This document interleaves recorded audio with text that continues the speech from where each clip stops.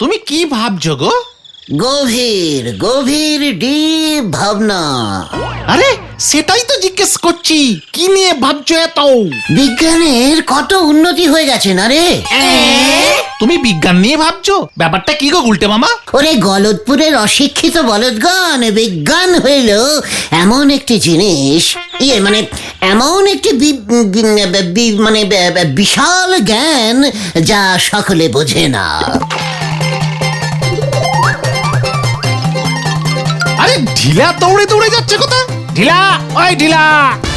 এখন কথা বলতে পারবো না, কর্নেল নিবারণ বাবুর বাড়িতে যাচ্ছি। কেন, যুদ্ধ লেগেছে নাকি? বাবা সাইকেল থেকে পড়ে মাথায় ব্যথা পেয়েছে, মাথা ফুলে আলু। কর্নেল আবার ডাক্তারি শুরু করলো কবে? কর্নেলের বাড়িতে ফ্রিজ আছে, তাই বরফ আনতে যাচ্ছি। বলাই ডাক্তার মাথার আলুতে বরফ ঘষতে বলেছেন, আমি যাই। আলুতে বরফ ঘষবে? তার মানে কর্নেলের বাড়িতে বরফও আছে? হ্যাঁ তো, বললে শুনলে না, ফ্রিজ আছে কর্নেলের বাড়িতে। কি আছে? ফ্রিজ ফ্রিজ, জিনিসপত্র সব ঠান্ডা থাকে ফ্রিজের ভেতর, নষ্ট হয় না। তারপর জল ঢুকিয়ে রাখলে ডিপ ফ্রিজে বরফ হয়ে যায়। বলছিস কি? বিজ্ঞান তো প্রচুর উন্নতি করেছে। বরফের জন্য আর মাঝের বাজারে যেতে হবে না, বাড়িতেই হবে। শুধু কি তাই, ফ্রিজে আইসক্রিমও বানানো যায়। এক হাড়ি দই 1 বছরেও গলবে না। শাকসবজি মাছ মাংস পচবে না। কি বলছিস? এত কিছু করা যায় ওই ফ্রিজে? গরমে ফ্রিজের ঠান্ডা জল খেতে যা আরাম লাগে না। দইয়ের ঘোল খেয়েছিলাম আমি একবার। কোথায় কোথায়? আমার মাসির বাড়ি, ফ্রিজ আছে তো, হেব্বি বড় লোকরা। চলে আয় তোরা। কোথায়? কর্নেলের বাড়ি ফ্রিজ দেখতে। হয়ে গেল এবার।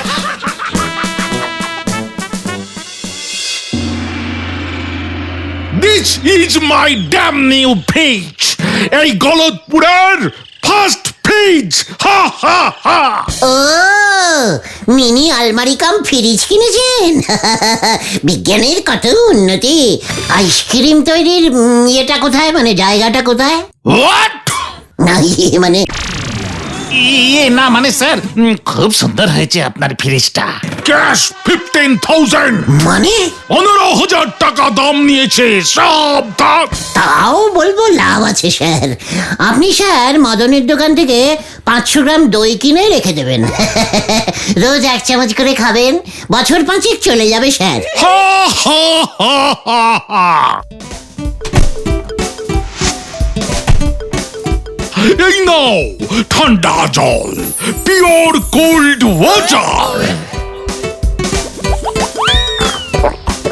বাবা, উফ কি ঠান্ডা! সাবধান! গেট আউট, গেট আউট, এখনই বের হও, এখনই। এই তো যাচ্ছি স্যার। বলেছে স্যার, এক্ষুনি যাচ্ছি স্যার। ননসেন্স। ফ্রিজের জল যে এত ঠান্ডা হয় বুঝিনি তো। ইস, আমাদের যদি এমন একটা ফ্রিজ থাকতো, রোজ রোজ আইসক্রিম খেতাম। আমি তো ফ্রিজের ঠান্ডা জল দিয়ে রোজ চান করতাম। আমার মাসিরা তো 1 মাসে একবার বাজারে যায় শুনেছি। ফ্রিজ থাকলে একটা বেশ বড় সড়ো ব্যবসা করা যেত।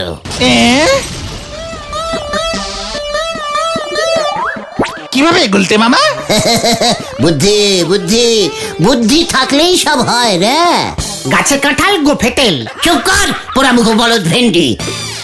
কর্নেল আমাদের কাছে ফ্রিজের দামটা বাড়িয়ে বলেছে, 3-4 হাজার টাকা দাম হবে ওটার। ওই 3-4 হাজার টাকাই বা তুমি কোথায় পাবে? মাথা খাটিয়ে জোগাড় করতে হবে। কার মাথা? তোমার? ঘটনা আটাপাড়ায় বোমা সংঘ বিশাল এক নটারি প্রতিযোগিতার আয়োজন করেছে। ওই দেখো গুলতে মামা, প্রথম পুরস্কার গোটায় 1খানা ফ্রিজ, দ্বিতীয় পুরস্কার সাদা কালো টিভি, তৃতীয় পুরস্কার সাইকেল। মার দিয়া কেল্লা, ইয়াহু! নড়া! সান্ত্বনা পুরস্কার 10খানা দেয়াল ঘড়ি। আরে নড়া, দাস পেরাজের টিকিটটা দে। টিকিট মাত্র 10 টাকা। আসুন আসুন আসুন, ধারে টিকিট বিক্রি নেই। নরা নরা, তুই কি চাস না আমাদের পাড়ায় ফ্রিজটা আসুক? নটারি খেলা গো নন্দ ভণ্ড গুলটে বাবু, ফিরিস কার কপালি আসে সেটা এক্ষুনি আপনারে বলা যাবে নে।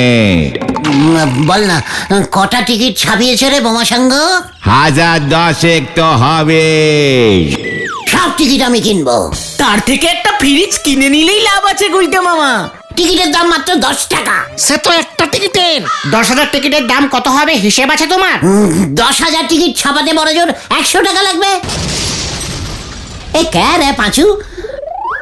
নরা, সব কটা টিকিট আমাকে দিয়ে দে, জেরক্স করে নেব। তার ঠিকই বরং আপনি ওই কালু মুকুজ্জের ছাপাখানা থেকে নিজের জন্য যত ইচ্ছে টিকিট ছাপয়ে নেন। চল রে ভোলা, শোনেন শোনেন শোনেন। ফ্রিজ আমি বাড়িতে নিয়ে যাবই। হয়ে গেল। যেভাবেই হোক লটারির ওই ফ্রিজটা ভাগাতেই হবে। আর একবার যদি ফ্রিজটা পেয়ে যাই তবে আমিও দেখিয়ে দেব ফ্রিজ দিয়ে ব্যবসা কি করে করতে হয়। আমার নাম গুলটে গুলটে মামা। ও গুলটে বাবা, গুলটে মামা, এই দেখো কি এনেছি।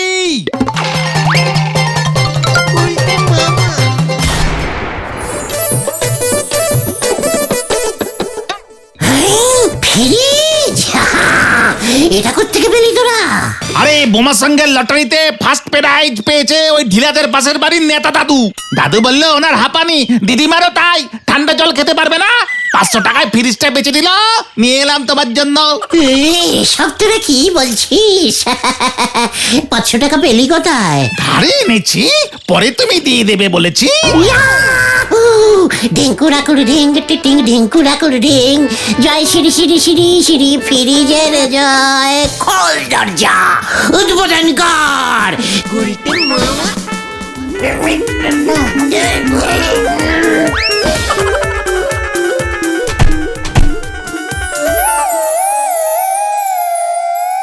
দেখি ঠান্ডা নেই তো?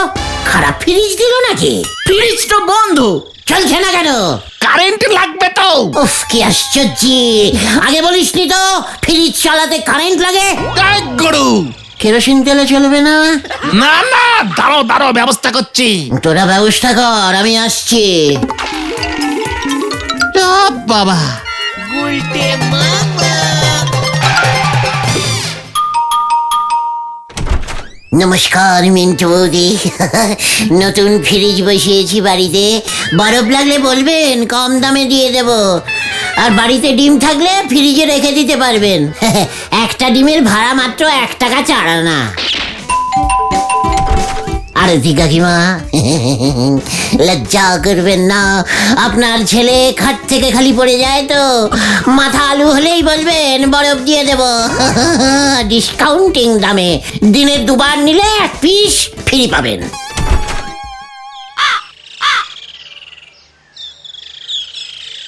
ব্যাস রেডি, এবার গুলটে মামা আসলেই হলো।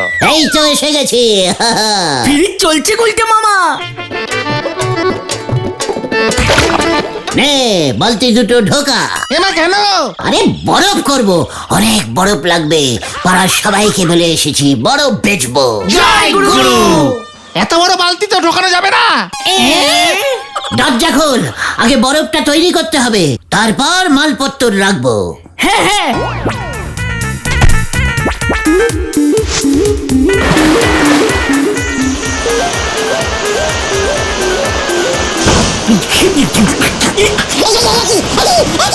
যা, কারেন্ট মারছে।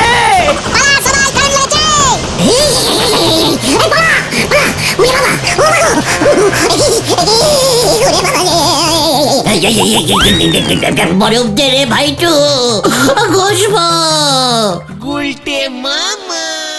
ভোরবেলার স্বপ্ন কিন্তু সত্যি হয় গুলটা মামা।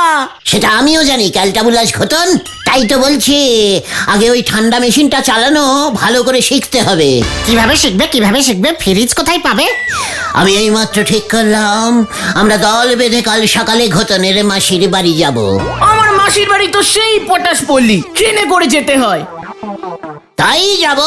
ট্রেনের টিকিটের ভাড়া কে দেবে? তোরা দিবি? This is leaders orders. Dealer বাবা সাইকেল থেকে পড়েই যত গন্ডগোল পাকালো। দূর, মা শুনলে এখন কি বলবে কি জানি। যার শেষ ভালো তার সব ভালো হয় রে। চল রে খতন চল, কি আর করবি।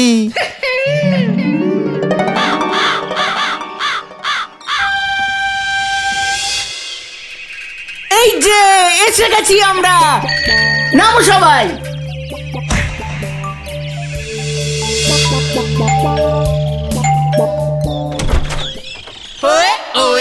আরে ঘোতন বাবু যে, তা তোর মাসি তো বাড়িতে নেই, তীর্থে গেছে। যা, মাসি বাড়ি নেই, চলো গুলটা মামা। মেসমশাই, ঘটনের মেসমশাই মানে আমাদেরও মেসমশাই। কত গল্প শুনেছি আপনার বাড়িতে ফ্রিজ আছে, ঠান্ডা জল খান, আইসক্রিম। মেসমশাই আপনি ফ্রিজ এত ভালোবাসেন, আমরা ঘরে ঢুকি মেসমশাই। ইয়ে মানে ঘরে এসো এসো, কিন্তু আমি তো কিছুই বুঝতে পারছি না। আমরা বিজ্ঞানের উন্নতি দেখতে এসেছি মেসমশাই। ওই তো ফ্রিজ হয়ে গেল। ইয়ে মানে হ্যাঁ, এই গত বছরই কিনেছি। কি ঠান্ডা, একটুও কারেন্ট পাচ্ছে না রে বাজু। আয় তোরাও ধরবি আয়। মেসমশাইয়ের ফ্রিজ মানে তো আমাদেরও ফ্রিজ, তাই না মেসমশাই? মানে ইয়ে হ্যাঁ মানে তাই তো।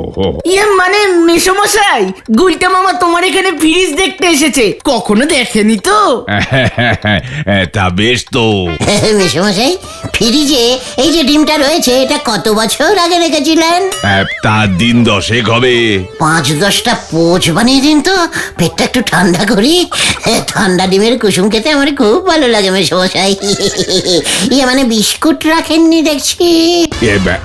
আরে ফ্রিজে বিস্কুট কেন থাকবে হে গুলটে বাবু? কিছুই জানেন না দেখছি।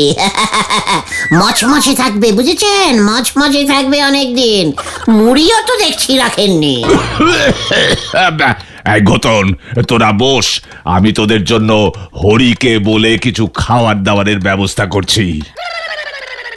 আরে কি শুরু করেছো গুলটা মামা, কিস খাওয়াবে নাকি? এই চুকাস, ফ্রিজ কিনেছে বিস্কুট মুড়ি কিছু রাখেনি। রেখেছে এক গাদা শাক সবজি তরকারি, এগুলো রাখার মানে কি? এগুলো তো বাজারের ব্যাগেই রাখা যেত। আইসক্রিমও নেই। গুলটে মামা তুমি এখানে এসে বসো তো, দরজাটা বন্ধ করো আগে। ফ্রিজের দরজা বন্ধ করা আমাকে তুই শেখাচ্ছিস পাচু? আইসক্রিম কোথায়? আরে আইসক্রিম ওখানে থাকে না, ডিপ ফ্রিজে থাকে। ফ্রিজটা তো দেখছি একদমই ডিপ না। উপরের ওই ছোট দরজাটা খোলো। ও উপরটা ডিপ করেছে বুঝি? আগে বলবি তো। দেখি ধোঁয়া বেরোচ্ছে কেন? এই আগুন কারেন্ট লেগে গেছে, কারেন্ট। না গুলটে মামা, বরফ জমেছে বরফ। তাই তো মা কি ঠান্ডা। এখানেই আইসক্রিম জমে গুলটা মামা। এই ফ্রিজটাই আমি কিনবো ঘটনা। হয়ে গেল। এই যে দাদা বাবুরা চা এনেছি, খেয়ে তারপর হাত মুখ ধুয়ে নেন। হরিদা চাটা কি ফ্রিজের? এই খেয়েছে। এখন থেকে ডিপ ফ্রিজে চা করে রাখবেন বুঝেছেন? বরফ হলে তারপর চুষে খাবো চাষক্রিম। হরিদা কিছু জানে না। তুই ঠিক বলেছিস হরি, লক্ষণ ভালো ঠেকছে না। যেভাবে আমার ওই এত দামি ফ্রিজটায় হামলে পড়েছে, ঠিক থাকলে হয়। এদের ভাগানোর একটা জব্বর মতলব এসেছে বাবু। কি মতলব রে হরি? শোনেন বলি তবে। পারবি তো তুই? সব পারবো, দেখেন না কি হয়। কতন রে, তোর মেসো এবার আমাদের নিঘাত তাড়াবে রে। দেখেছিস ফ্রিজ দিয়ে ঘরও কেমন ঠান্ডা হচ্ছে? জানতিস তোরা, এর আগে জানতিস? এসব কি? আরে ফ্রিজ খুলে রেখেছো কেন তোমরা? আমরা না মিশো, মেশমশাই দেখেছেন ঘরটা কেমন ঠান্ডা হচ্ছে? পাখা বন্ধ করে রেখেছি, দেখুন আপনার পয়সা বাঁচিয়ে দিলুম। এই ঠান্ডা মেশিন চালিয়ে কত কি করা যায় কেউ কিছু জানেই না। ও তাই বুঝি। তা তোমার জামা প্যান্ট কোথায় ছেড়ে রেখেছো? কেন, ফ্রিজে রেখেছি, ঠান্ডা হচ্ছে, পড়লে আরাম লাগবে। আলমারির খরচাটাও সেভ হয়ে গেল। হরি রে, এই এই তোমরা খেতে এসো দেখি। চল তোরা ওই ফ্রিজের মাংসটা একটু টেস্টিং করে দেখি।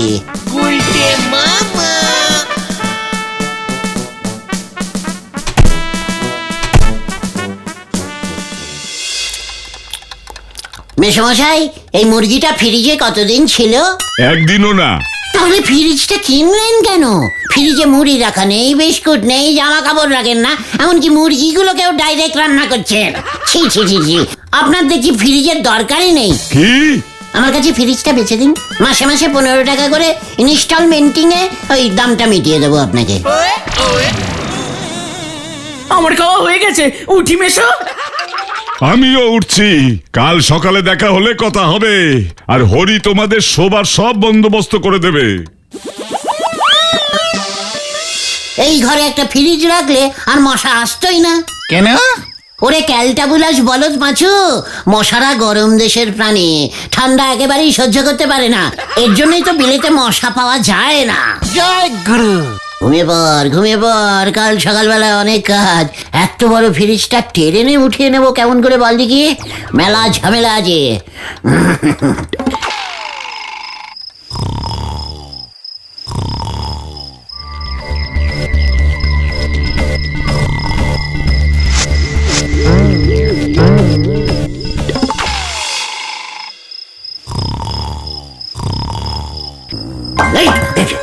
উই বাবা, কি ঠান্ডা, কি ঠান্ডা।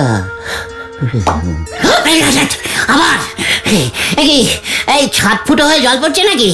এত বড় লোক, বাড়িতে ফ্রিজ আছে, এদিকে ফুটো ছাদ। ছি ছি ছি ছি ছি ছি। এই পাছুরে দেখ, গোতনের মেশোর ছাদ ফুটো, জল পড়ছে।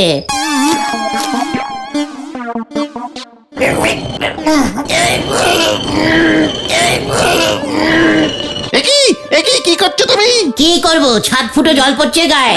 ফ্রিজ বিক্রির টাকায় ছাদটা ঠিক করতে বলবো মেশোকে। এখানেও ফুটো।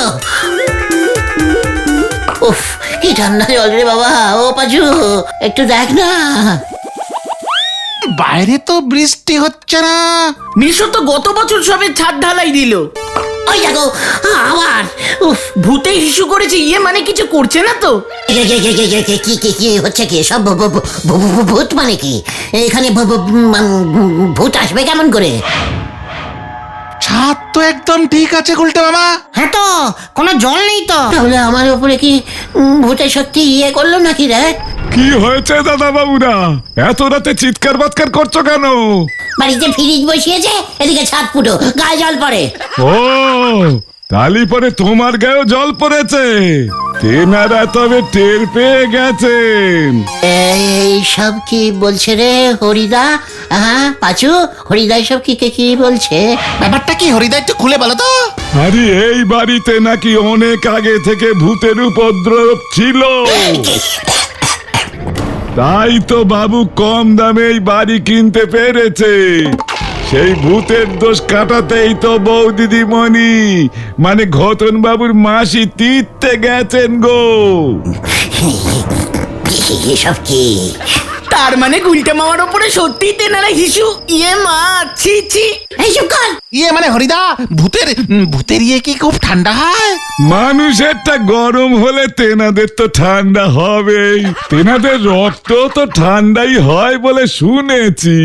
গুলটে মামা, ভূ ভূ ভূ ভূ ভূ।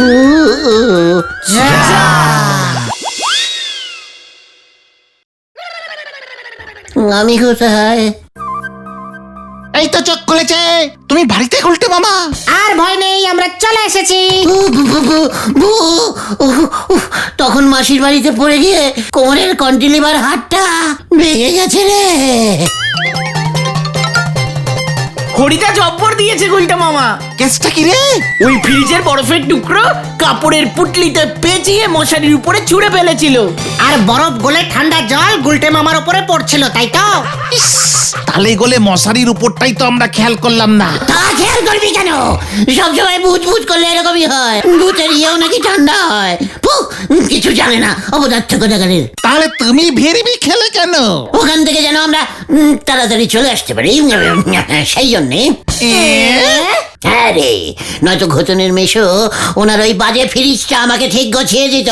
আমি তো দেখেই বুঝেছিলাম ফ্রিজটা দুষ্পুটিং আছে। বরফগুলো খালি গলে গলে জল হয়ে যায়, ফ্রিজের বরফ কখনো গলে? জয় গুরু। তাহলে তুমি আর ফ্রিজ আনবে না গুলটে মামা? না, ইলেকট্রিকের ঠান্ডা মেশিন আর ছাড়াবো না। তাহলে ভাবছি ভেন্ডির বাবার অফিস ঘরে ভাঙা আলমারিটা নিয়ে আসবো, তার মধ্যে মাছ বাজার থেকে বরফের বড় বড় চাই এনে ঢুকিয়ে দেবো। নিজের ফ্রিজ নিজেই এইভাবে তৈরি করে নেবো রে। বিনা কারেন্টে আমি ফ্রিজ চালাবো। গুলটে মামা কি ও বাবা গো, কোমরের ব্যথাটা এখনো আছে রে। একটু বরফের চাই আন দেখি। ওরে বাবা। গুলটে মামা।